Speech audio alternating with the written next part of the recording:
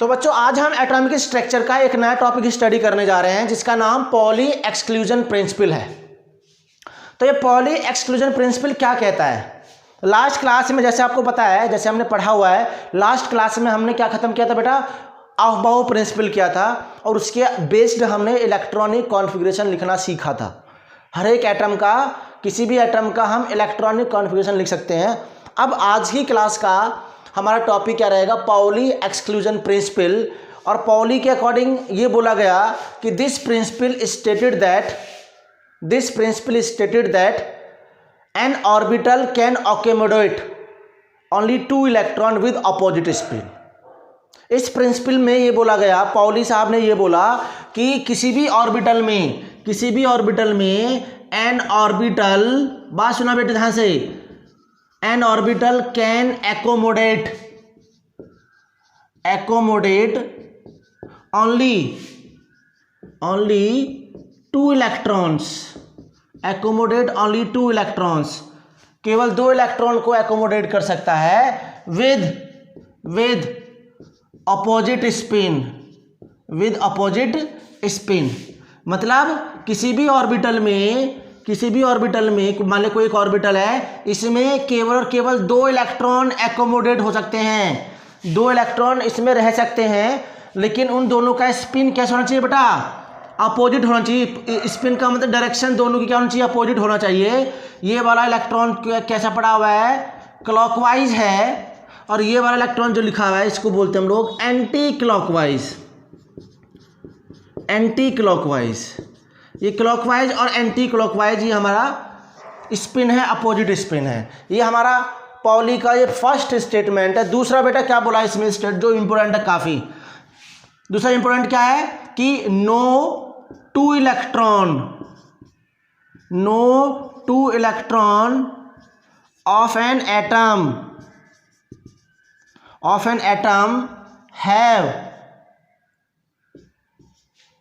have equal 4 quantum number. मतलब किसी भी एक एटम के 2 इलेक्ट्रॉन की इक्वल क्वांटम नंबर नहीं हो सकती है। किसी भी एटम के 2 इलेक्ट्रॉन की क्वांटम नंबर बेटा इक्वल नहीं हो सकती। मेरी बात, ये 2 स्टेटमेंट को बहुत अच्छे से, बहुत क्लियरली नोट करना, आपको बहुत इंपॉर्टेंट है। मैं क्या कहना चाह रहा हूँ बेटा, मान लिया कोई एटम है, कोई भी एटम, मान लिया एक एटम है हमारा, एक्स एटम है, मान लिया इस एक्स एटम के अंदर मान लिया 3s2 है, थोड़ी देर के लिए मान लेते हैं 1s2 2s2 3s2 मान लिया। अब 3s2 इसी एटम के अंदर s ऑर्बिटल में कितने इलेक्ट्रॉन है? 2 इलेक्ट्रॉन है बेटा। अब इन दोनों इलेक्ट्रॉन की मैं अलग अलग चारों क्वांटम नंबर निकाल के देखता हूँ और देखता हूँ कि क्या चारों क्वांटम नंबर बराबर आ सकती है।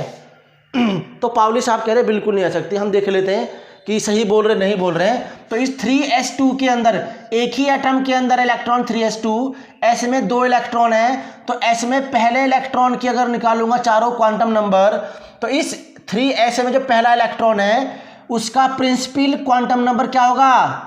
3 की थर्ड ऑर्बिट में पड़ा हुआ है। सेकेंड क्या है बेटा? एजीम्यूथल क्वांटम नंबर s के लिए क्या होता है? 0। थर्ड मैग्नेटिक क्वांटम नंबर जो होता है बेटा -l से +l, 0 तो 0 रहेगा।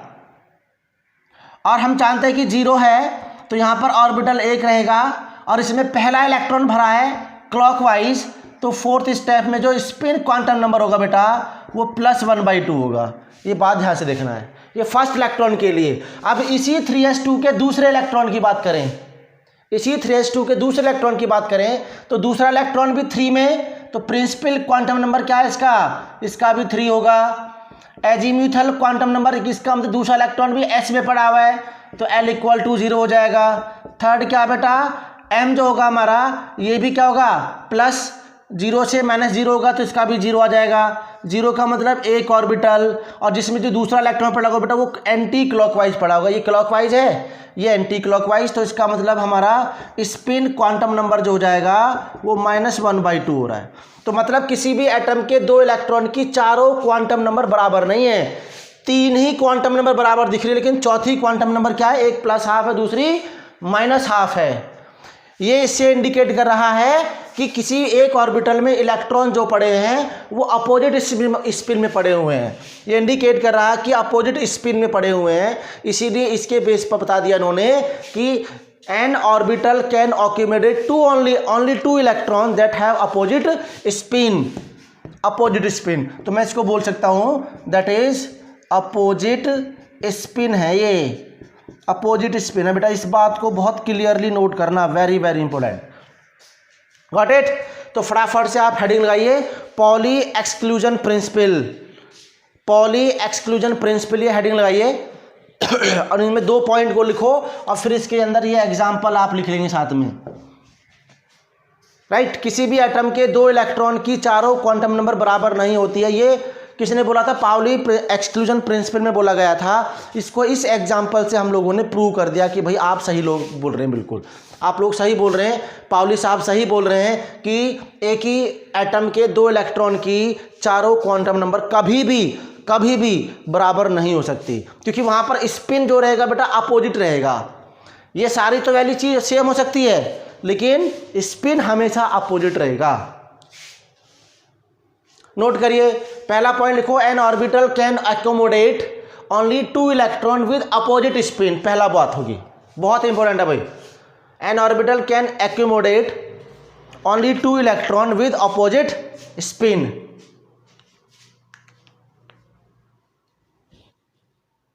ये ऑर्बिटल बना के, ये हमारा ऑर्बिटल मान लिया हमने, ये हमने मान लिया है ऑर्बिटल ये ऑर्बिटल है और ऑर्बिटल में इलेक्ट्रॉन पड़े हुए हैं 2 क्लॉकवाइज और एंटी क्लॉकवाइज, जिसे अपोजिट स्पिन बोल रहे हैं हम लोग। दूसरा, no 2 electron of an atom have equal 4 quantum numbers, है ना? किसी एटम के 2 इलेक्ट्रॉन की चारों क्वांटम नंबर बराबर नहीं हो सकती है। No 2 electron of an atom have equal 4 quantum numbers. Got it? अब इस चीज को यहां पर एग्जांपल के फॉर्म में यहां पर लिख देंगे आप लोग।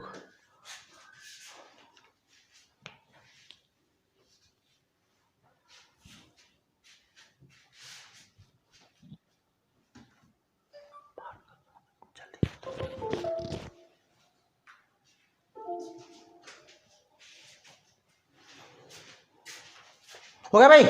गुड। चलिए अब नया हम पढ़ते हैं, हुंड्स रूल पढ़ते हैं हम लोग। हुंड्स मैक्सिमम मल्टीप्लिसिटी हम लोग एक पढ़ रहे हैं, इसमें रूल है, इसे बोलते हम हुंड्स रूल के नाम से भी जानते हैं बच्चों। राइट? नोट होगा ये? चलिए मैं इसको रफ करता हूं। एक नया प्रिंसिपल और लास्ट प्रिंसिपल हमारा एटॉमिक स्ट्रक्चर कंप्लीटली हो गया, खत्म, कंप्लीटली फिनिश हो चुका है। इसके बाद में हम इसके कुछ न्यूमेरिकल करेंगे। राइट? तो सबसे पहले हम लोग पढ़ लेते हैं Hund's principal.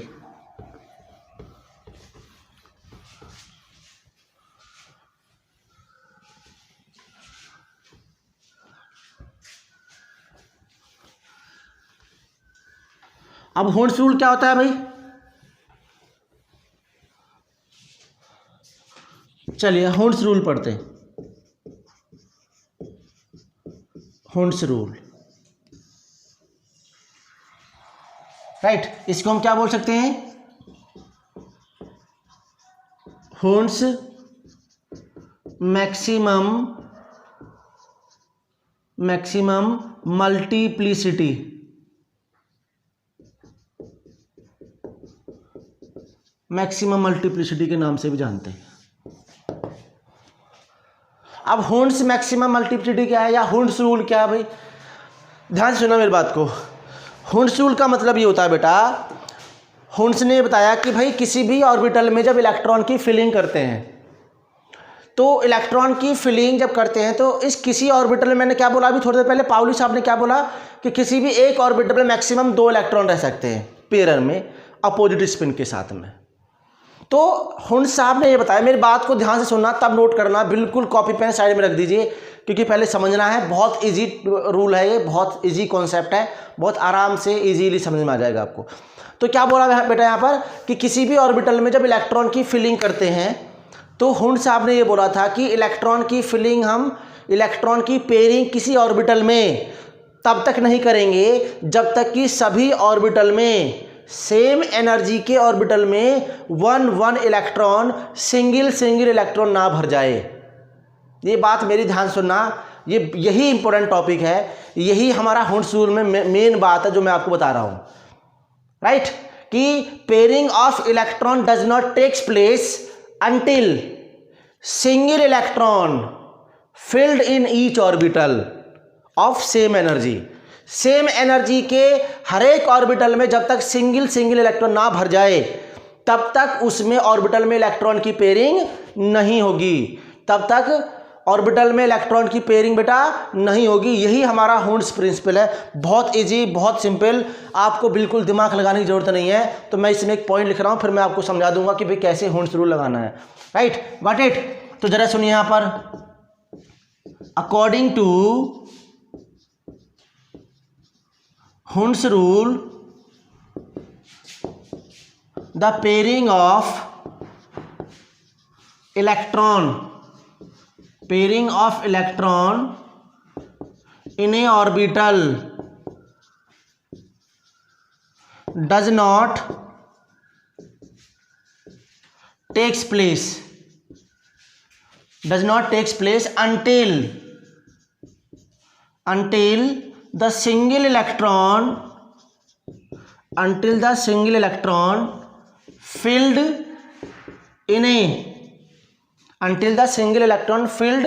in each orbital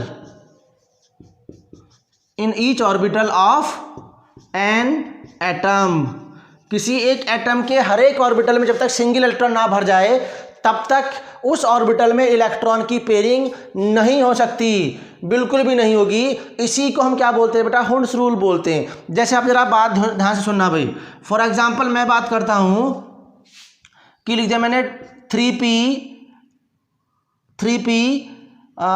4 लिख दिया, चलो मैंने 3p मैंने 4 लिख दिया। अब बेटा मैंने p में कितने ऑर्बिटल होते हैं, p में होते हैं हमारे 3 ऑर्बिटल, आप जानते हैं सभी लोग, px py pz, 3 ऑर्बिटल हो गए। अब इसमें इलेक्ट्रॉन की फिलिंग करनी है, 4 इलेक्ट्रॉन लगे हुए हैं, तो बेटा हम 4 इलेक्ट्रॉन को 1 2 3 4 ऐसे नहीं भर सकते हैं कि ये हुंड्स के रूल को वायोलेट करेगा। मैंने क्या बोला, इसका मतलब इस टाइप की फिलिंग हमारी रॉन्ग होगी। टाइप की फिलिंग जो होगी बेटा, हमारा 3 ऑर्बिटल हमने यहाँ पर ड्रॉ किए और 3 ऑर्बिटल को हम पहले सिंगल इलेक्ट्रॉन सभी के अंदर भरना है, क्योंकि तीनों की एनर्जी सेम होगी। किसी भी एक ऑर्बिटल में px py pz की सबकी एनर्जी सेम, इसलिए मैंने साथ साथ बनाया। तो इसमें इलेक्ट्रॉन की पहले क्या कर दी, पेयरिंग हमने जब तक नहीं की जब तक कि सबके अंदर एक एक इलेक्ट्रॉन ना भर जाए। अब 4th इलेक्ट्रॉन इसके अंदर पेयर करेगा। That is the correct method to fill the electron in an orbital, right. किसी भी ऑर्बिटल में इलेक्ट्रॉन की फिलिंग हम इस तरीके करेंगे, इस तरीके से हमारी फिलिंग रॉन्ग हो जाएगी। जैसे हमारा 4d 7 है, अब 4d 7 है तो बेटा हम क्या करेंगे, यहाँ पर d के अंदर हम जानते हैं कि 5 ऑर्बिटल होते हैं भाई, 1 2 3 4 5, ये dxy dyz dzx मैंने आपको ऑर्बिटल सारे लिखाए थे। तो बेटा मैंने यहाँ पर क्या कर दिया, 1 2 3 4 5 6 और 7, that is the wrong method to fill the electron in d orbital. तो करेक्ट मेथड क्या हो जाएगा बेटा, करेक्ट मेथड में हम क्या करेंगे, इसमें 5 ऑर्बिटल ऐसे ड्रॉ करेंगे। तो पहले सिंगल इलेक्ट्रॉन भरेंगे, याद रखना। इसके बाद में इलेक्ट्रॉन कितने होंगे, 5 6 7, that is the correct method of filling of electron in d orbital.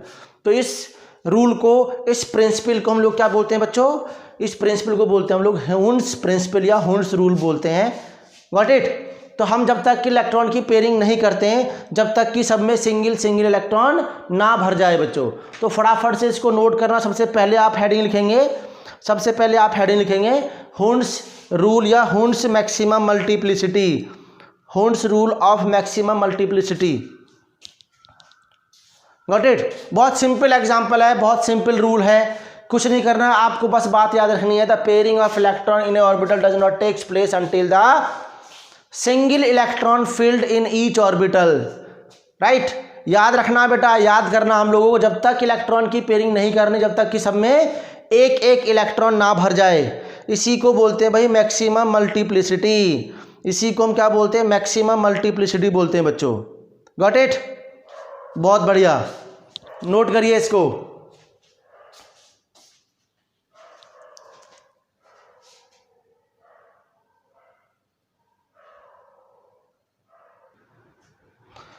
तो बच्चों यहाँ पर आपको एक क्वेश्चन लिखा दिख रहा है, तो अब हमें क्या करेंगे, क्वेश्चन करेंगे जो एनसीईआरटी टेक्स्ट बुक में हमें दे रखा है, एक्सरसाइज में दे रखा है, और ये क्वेश्चन बेटा एक नए कॉन्सेप्ट के ऊपर है, राइट। तो हमें कॉन्सेप्ट समझना है इस क्वेश्चन के थ्रू। क्वेश्चन में क्या कह रहा है बेटा, calculate the total number of nodes. क्या बोल रहा है यहाँ पर, नोड्स बोल रहा है बेटा। ये हमारे entrance exam point of view से बहुत ही इंपॉर्टेंट है, जिसको मैं किसी एक क्वेश्चन के थ्रू में करा रहा हूँ। कॉन्सेप्ट को बहुत ध्यान से सुनना है। एंगुलर नोड्स, रेडियल नोड्स सबको निकालना सीख जाएंगे अभी थोड़ी देर में। तो मैंने क्या बोला बेटा, ध्यान दीजिएगा। जब हम नोड्स निकालते हैं तो नोड्स का मतलब क्या है, पहले तो हम जानते हैं नोड्स का मतलब क्या होता है। नोड्स का मतलब क्या होता है, अब बात सुनिए ध्यान से बेटा। मैंने आपको जब नील बोर कॉन्सेप्ट कराया था, उसके बाद मैंने कराया था एक श्रोडिंगर वेव इक्वेशन। और श्रोडिंगर वेव इक्वेशन में मैंने बोला था कि एक ऑर्बिटल होता है, 3D स्पेस होता है, किसी भी एटम के चारों तरफ जो ऑर्बिट लगे होते हैं, जो सेल लगे होते हैं, उन सेल के अंदर 3D स्पेस होता है, where the maximum possibility of finding the electron, जहां पर इलेक्ट्रॉन के मिलने की पॉसिबिलिटी क्या होती है बेटा, मैक्सिमम होती है। उसे क्या बोल दिया था हम लोगों ने, ऑर्बिटल बोल दिया था। अब इसके आगे एक पॉइंट और ऐड करना हम लोगों को, कि किसी ऑर्बिट में जहां इलेक्ट्रॉन के मिलने की पॉसिबिलिटी मैक्सिमम है, वो स्पेस तो होगा क्या बेटा, ऑर्बिटल। लेकिन उसी ऑर्बिट के अंदर वो स्पेस जहां पर इलेक्ट्रॉन के मिलने की पॉसिबिलिटी मिनिमम होती है, 0 होती है, उस स्पेस को बेटा क्या बोलते हैं हम लोग, नोड बोलते हैं। मेरी बात को समझ लेना आप लोग बस। दोबारा सुनिए मैं क्या कहने जा रहा हूं बेटा, मैं दोबारा सुनिए क्या कहने जा रहा हूं। किसी भी ऑर्बिट में इलेक्ट्रॉन के मिलने की पॉसिबिलिटी जहां मैक्सिमम, तो वो तो ऑर्बिटल, और जहां इलेक्ट्रॉन के मिलने की पॉसिबिलिटी मिनिमम 0, वहीं पर क्या होता है बेटा, नोड होता है। जैसे मैं आपको यहां पर इस क्वेश्चन को समझने से पहले हम लोग क्या कर लेते हैं, एक नोड कॉन्सेप्ट पढ़ लेते हैं कि नोड क्या। मैं इधर कर लेता हूं, नोड यहां बताता हूं, फिर क्वेश्चन यहां कर लेंगे। तो मैं यहां लिख रहा हूं नोड्स। तो नोड्स का मतलब क्या बेटा, यहां पर न्यूक्लियस है, न्यूक्लियस के चारों तरफ क्या हमारा ऑर्बिट लगा हुआ है, और ऑर्बिट में क्या है, यहाँ पर स्पेस पड़े, 3 डायमेंशनल स्पेस, जहां पर इलेक्ट्रॉन क्या हो रहे हैं, जहां पर इलेक्ट्रॉन के ग्रुप एक साथ में क्या कर रहे हैं, मूव कर रहे हैं। मेरी बात सुना ध्यान से, बिल्कुल करेक्ट, एकदम शानदार तरीके से समझ में आ जाएगा। ये स्पेस है जिसको हमने क्या बोल रहे हैं बेटा, हम लोग इसको बोल रहे हैं ऑर्बिटल। क्या बोल रहे हैं इसमें, ऑर्बिटल बोल रहे हैं। मतलब क्या होगा, 3D स्पेस। क्या बेटा ये 3D space where maximum possibility of finding the electron, उसे क्या बोल दिया मैंने, ऑर्बिटल बोल दिया। मैंने पहले भी लिखा हुआ है। लेकिन इसी एटम के कुछ स्पेस ऐसे हैं जहां पर क्या, देखो जैसे मैं इसकी बात कर रहा हूं बेटा, मान लीजिए यहां की बात कर रहा हूं, यहां पर क्या हो रहा है, 3D स्पेस है, 3D स्पेस वेयर मिनिमम, ध्यान देना बेटा, मैक्सिमम है, यहां पर मिनिमम है, minimum possibility of finding the electron, उसे क्या बोल रहे हैं हम लोग, उसे हमको बोलते हैं कॉल्ड नोड बोलते हैं बेटा, उसको हम नोड बोलते हैं। ये नोड हो गए। एटम के अंदर जहां इलेक्ट्रॉन के ऑर्बिट के अंदर, मैं बोल रहा हूं ऑर्बिट के अंदर जो सेल है, सर्कुलर पाथ है, उनके अंदर जहां इलेक्ट्रॉन के मिलने की संभावना, पॉसिबिलिटी मैक्सिमम, उसे क्या बोला जा रहा है, हमारा ऑर्बिटल। और जहां पर मिनिमम पॉसिबिलिटी है बेटा, उसे क्या बोला जा रहा है, हमारा नोड्स बोला जा रहा है, नोड्स बोला जा रहा है। अब नोड्स जो होते हैं हमारे क्या होते हैं, जो नोड्स होते हैं बेटा, वो नोड्स हमारे होते हैं 2 टाइप के। नोड्स जो होते हैं हमारे, जहां पर मिनिमम पॉसिबिलिटी होती है, वो 2 टाइप के होते हैं। एक को बोलते हैं बेटा एंगुलर नोड, एंगुलर नोड्स बोलते हैं, और एक हमारा होता है जी रेडियल नोड्स बोलते हैं बच्चों। बहुत सिंपल। एंगुलर नोड का मतलब क्या होता है, वो 3 डायमेंशनल स्पेस होते हैं, एंगुलर फॉर्म में होते हैं और रेडियल फॉर्म में होते हैं। एंगुलर का मतलब, एंगुलर नोड जो होता है, एंगुलर नोड जो होता है बेटा, वो एंगुलर नोड जो होता है वो L के बराबर होता है। किसके, एजीमुथल क्वांटम नंबर, जितना किसी ऑर्बिटल का एजीमुथल क्वांटम नंबर होगा उतने उसके नोड्स होते हैं, एंगुलर नोड। एल का मतलब क्या हमारा एजीमुथल क्वांटम नंबर, समझ रहे बात को। रेडियल क्वांटम नंबर कैसे निकालेंगे, radial quantum number, radial nodes कैसे निकालेंगे बेटा। रेडियल नोड्स के लिए फॉर्मूला होता है n-l-1, ये फॉर्मूला है रेडियल नोड्स निकालने के लिए। फॉर्मूला याद रखना, एंगुलर नोड एल के बराबर होता है और एल का मीनिंग क्या होता है भाई, एजीमुथल क्वांटम नंबर, ठीक है। और रेडियल नोड का मतलब क्या है, n-l-1। इन दोनों पॉइंट को याद रखना है, दोनों फॉर्मूलेज को याद रखना है। ये हमारे एनसीईआरटी टेक्स्ट बुक में दे रखा है, ये एनसीईआरटी में क्वेश्चन दे रखा है नोड्स के ऊपर, है ना। अब नोड्स की मीनिंग क्या होगी, बहुत सिंपल सा पॉइंट है, कोई बड़ी बात नहीं है ना। बस आपको रेडियल और एंगुलर नोड निकालना है। तो बेटा मैंने क्या बोल दिया, for 3p orbital, 3p orbital के लिए हमें क्या निकालना है, सबसे पहले निकालना है एंगुलर नोड। मैंने बोला एंगुलर नोड्स किसके बराबर होता है भैया, एल के बराबर होता है। और आप जानते हैं कि p ऑर्बिटल है l = 0, 1, 2, 3। 0 के लिए s आता है, 1 के लिए p आता है, 2 के लिए बेटा क्या आता है आपका d आता है, 3 के लिए f आता है।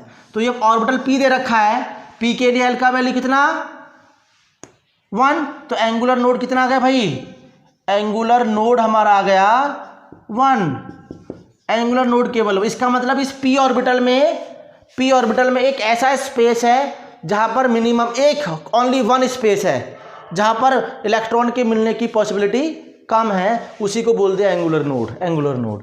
अब क्या बोल रहा हूं बेटा, रेडियल नोड बोल रहा हूं। रेडियल नोड के लिए फॉर्मूला है हमारा n-l-1।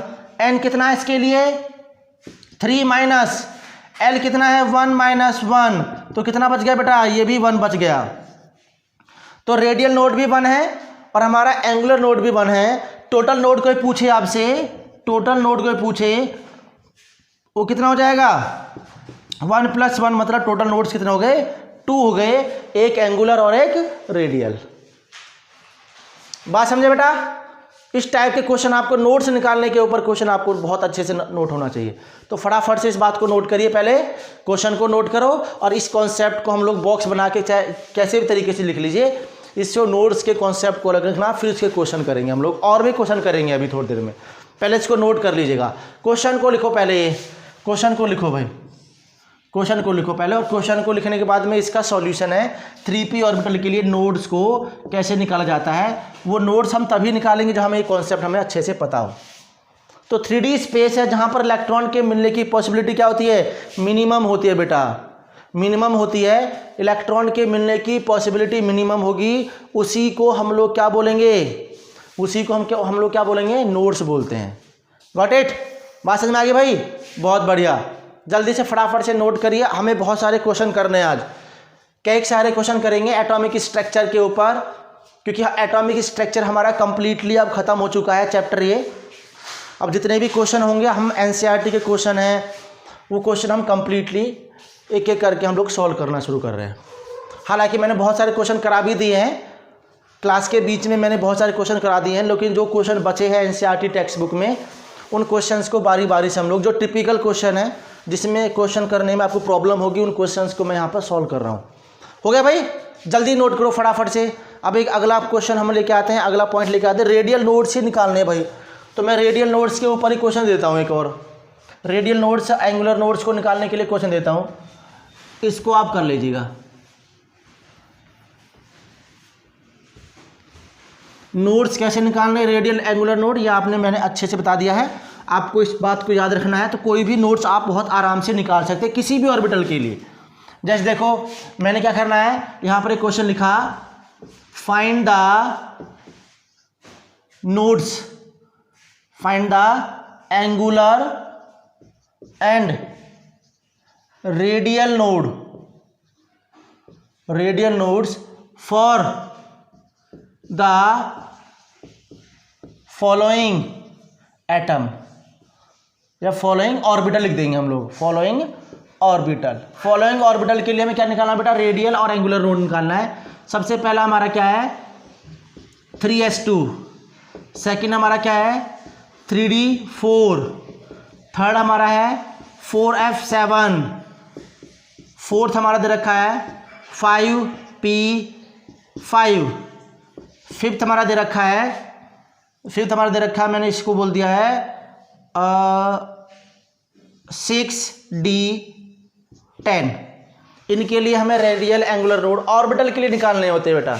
जैसे हमें पता है इसके लिए अगर मैं रेडियल नोड निकालूंगा, इसके लिए रेडियल नोड निकालूंगा तो क्या जाएगा n कितना भाई, रेडियल नोड के लिए फॉर्मूला क्या है n माइनस l माइनस 1, तो इसके लिए n कितना है 3 माइनस, अब भाई s के लिए क्या आता है l का वैल्यू 0, तो कितना आ गया 3 रेडियल नोड है s में, s के अंदर 3 रेडियल नोड है, समझना मेरी बात को।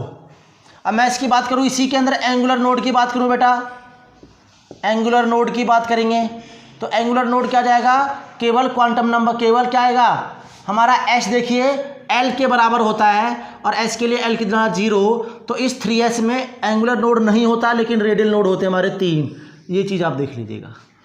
मतलब इस s के अंदर 3 ऐसे स्पेस है, रेडियल स्पेस है, रेडियल नोड है, जिसमें maximum possibility of finding the electron क्या है, मिनिमम है। इलेक्ट्रॉन को फाइंड करने की है वो क्या है, मिनिमम है, 0 है। 3 ऐसे स्पेस है रेडियली, और एंगुलर फॉर्म में क्या होगा, वो 0 होगा। कोई ऐसा स्पेस होगा ही नहीं जहाँ पर इलेक्ट्रॉन ना हो, सब जगह डिस्ट्रीब्यूटेड होते हैं। तो सब लोग इस टाइप से निकाल देंगे, ये हमारे लिए होमवर्क होगा बेटा। इनको इस टाइप से एंगुलर और सीधा फॉर्मूला लगा के, और नोड्स का मीनिंग क्या होता है ये आप जान चुके हैं यहाँ से। Got it? बात समझ में आए बेटा? चलिए नोट करिए, मैं इस वाले स्पेस को रफ करता हूँ, एक नया क्वेश्चन लिखता हूँ आप, और वो क्वेश्चन भी करेंगे हम लोग।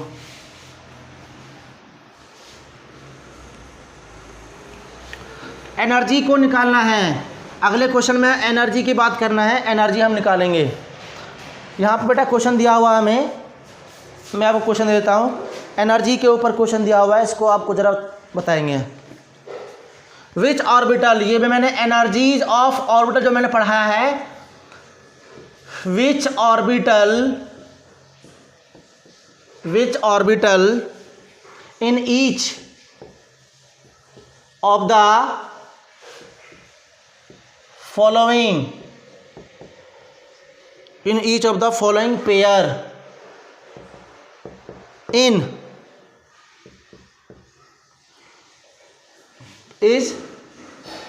is lower in energy in multi electron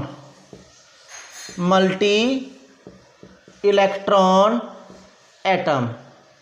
तो यहां पर फर्स्ट दे रखा है बेटा 2s and 2p पहला। सेकंड ऑप्शन ये बेटा, ये पार्ट है हमारे, फर्स्ट पार्ट है ये हमारा सेकंड पार्ट है, और सेकंड पार्ट में क्या दे रखा है 3p and 3d। Third part में दे रखा है हम लोगों को 3s and 4s, और फोर्थ हमारा पार्ट दे रखा है 4d and 5f। हमें एनर्जी बताना है कि इनमें से लोअर एनर्जी किसकी है, वो बताना है हमें। जब ऑर्बिटल की एनर्जी की बात हो तो बेटा वहाँ पर n+l रूल लगाया जाता है, उस पर क्या लगाया जाएगा, n+l रूल लगाया जाएगा। तो n+l रूल लगाएंगे तो क्या करना बेटा, according to n+l rule, solution जो होगा इसका अकॉर्डिंग टू n+l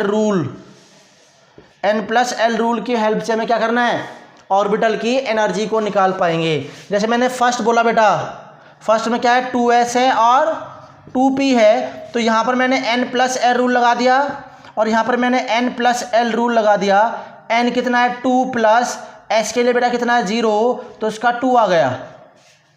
यहाँ पर भी क्या कर दिया 2 प्लस p के लिए l का वैल्यू कितना 1, तो 3 आ गया। n+l जितना ज़्यादा होगा उसकी एनर्जी भी उतनी ही ज़्यादा होगी, तो इसका मतलब 2s की एनर्जी कम है, इसमें लोअर एनर्जी पूछा हुआ है, तो 2s को मैंने ऐसे ओवरलैप लगा दिया है, मैंने यहाँ पर इसमें ऐसे लगा दिया है, ऐसे करके 2s is lower than 2p, इस टाइप से। हर किसी में ये लगा देंगे बेटा, 3p और 3d में लगाना चाहेंगे 3p और 3d लगा दो।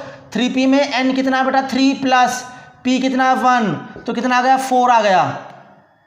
3 प्लस डी के लिए एल का वैल्यू 2 तो 5 आ गया। तो 4 और 5 में से 3p की एनर्जी कम है तो 3p is smaller than 3d। इसके अंदर भी अरेंज कर दिया ऐसे। n प्लस जब एनर्जी ऑफ ऑर्बिटल की बात करें तो n प्लस एल रूल लगाना है, जो मैंने आपको बहुत अच्छे से क्लियरली बताया हुआ है कि n प्लस एल रूल होता क्या है।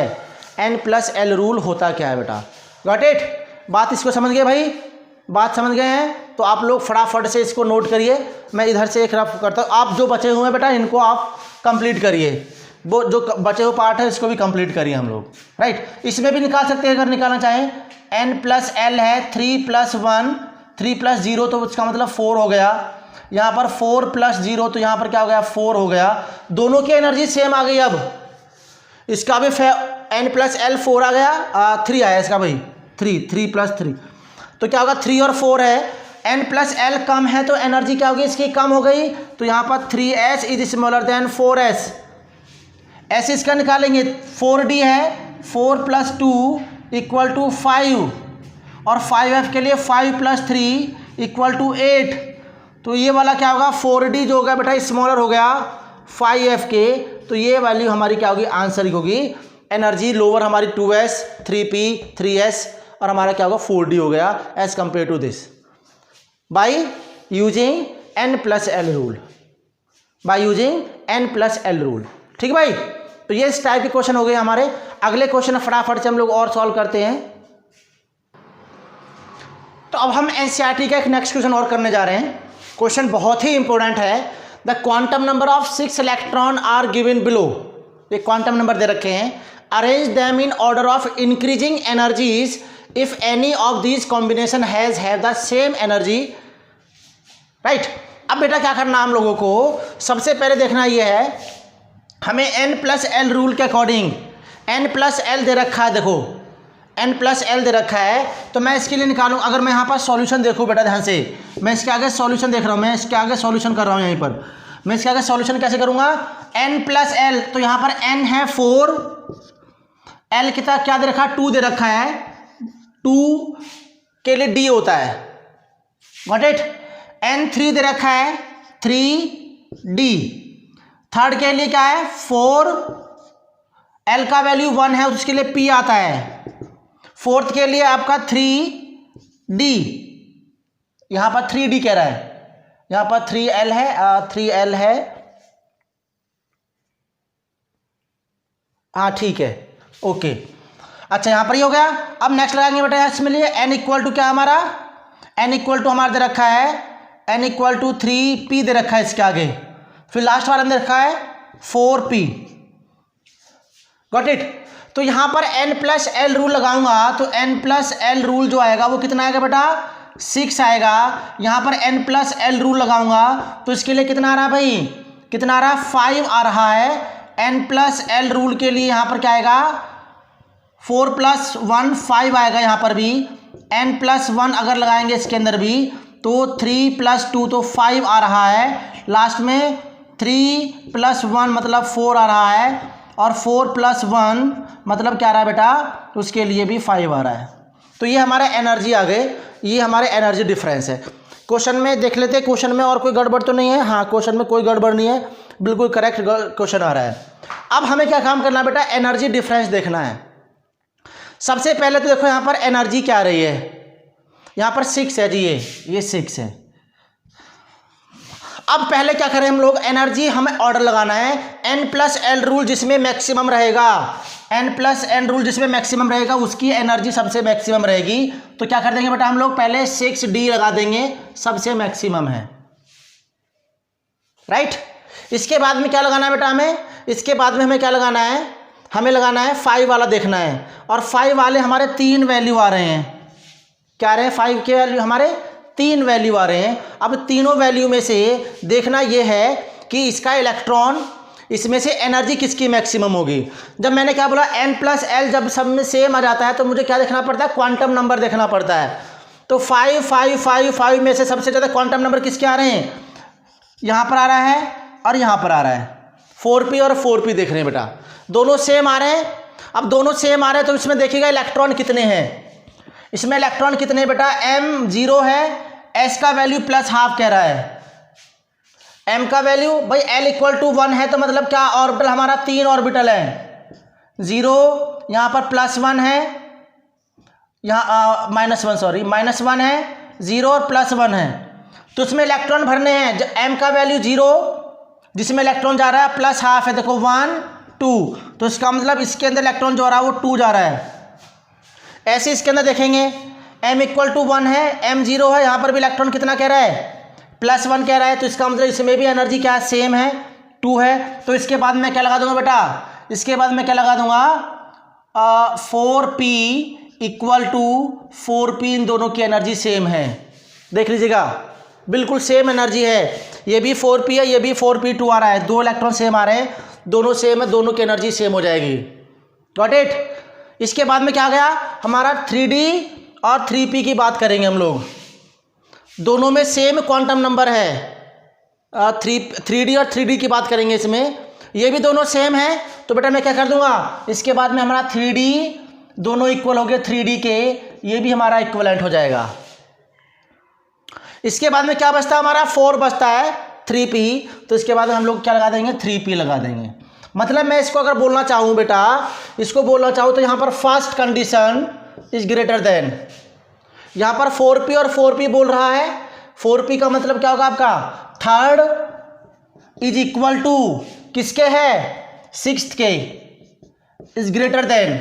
फिर 3d बोल रहा है, 3d का मतलब क्या होगा second is equal to 4th, इसके बाद में क्या गया आपका 5th। ये हमारा क्या होगा एनर्जी डिफरेंस हो गया। इस टाइप से हम एनर्जी को अरेंज कर सकते हैं इनके अंदर। देख लीजिएगा भाई, जब n+l रूल भी बराबर हो और n का वैल्यू बराबर हो तो वहां पर एनर्जी दोनों की सेम हो जाती है, वहां पर एनर्जी दोनों क्या हो जाती है सेम हो जाती है बच्चों। तो इस बात को आप बहुत अच्छे से क्लियरली जान लेना, यही हमारा आंसर होगा। इस टाइप से हम लोग इस क्वेश्चन का आंसर निकाल देंगे।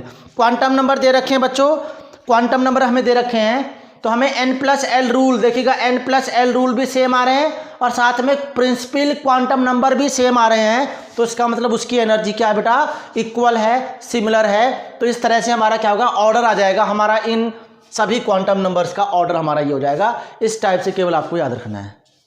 गॉट इट, समझे बेटा। तो फटाफट से इस क्वेश्चन को नोट करो, जल्दी से इस क्वेश्चन को नोट करो आप लोग, राइट। बाकी हम नेक्स्ट क्लास में हमारा ये टॉपिक लगभग कंप्लीटली फिनिश हो चुका है। अगले लेक्चर में हम लोग क्या करेंगे, इसके और भी क्वेश्चंस करेंगे बेटा, इसके क्वेश्चन बहुत सारे क्वेश्चन करेंगे अगले लेक्चर में। एटॉमिक स्ट्रक्चर चैप्टर 2 के अंदर और अदर क्वेश्चन करेंगे जो हमारे एनसीईआरटी और अदर रेफरेंस बुक में दे रखे हैं, राइट। तब तक के लिए हम लोग इतना रखेंगे। नेक्स्ट क्लास में हम लोग नया टॉपिक, नए क्वेश्चन जो बहुत इंपॉर्टेंट हैं उनकर लेके आएंगे। तब तक के लिए बेटा गुड बाय। अच्छे से पढ़ते रहना, बढ़िया मेहनत करते रहना आप लोग।